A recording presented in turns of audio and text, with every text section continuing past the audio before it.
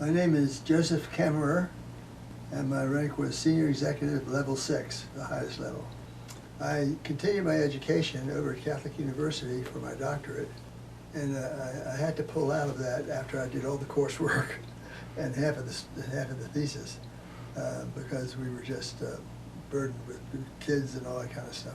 The Navy at that point said, "Okay, Kammerer, why don't we send you away now that you've gotten your engineering stuff and you've worked in the engineering field?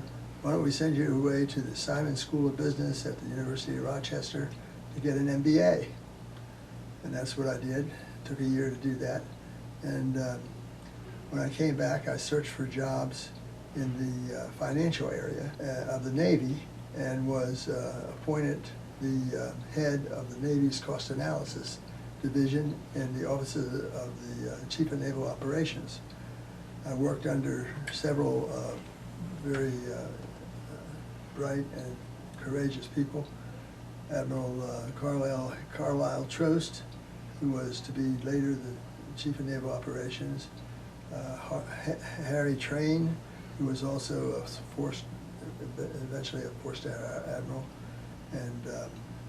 and so after that, I was asked to come up to the Secretary of Defense's office and be an Deputy Assistant Secretary of Defense in the Controller's office, where I was at the highest level, the SES Level 6, and I reported to the Controller of the Department of Defense, and I did that job for a few years when I was contacted by McDonnell Douglas Astronautics Company, would I like to come there in St. Louis? And I said, sure, I'd like to do that. And so I went to Maureen and I went to St. Louis and lived there for about 5 years. The Astronautics Company flew up into Boeing. I was the CFO of the Astronautics Company and the Chief Financial Officer.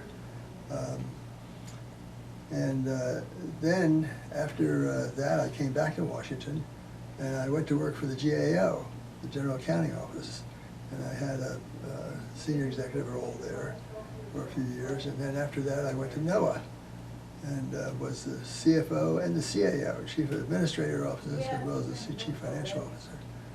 And I worked at that a few years, and then the Air Force called me and asked me if I wouldn't come to the Air Force to be a Deputy Assistant Secretary of the Air Force for cost and economics, and to be the director of the Air Force Cost Analysis Agency. I left that job to go with Jim Woolsey when he was head of the CIA. He asked me to come up and to be his controller, and so I did that for a few years, and then that was about it.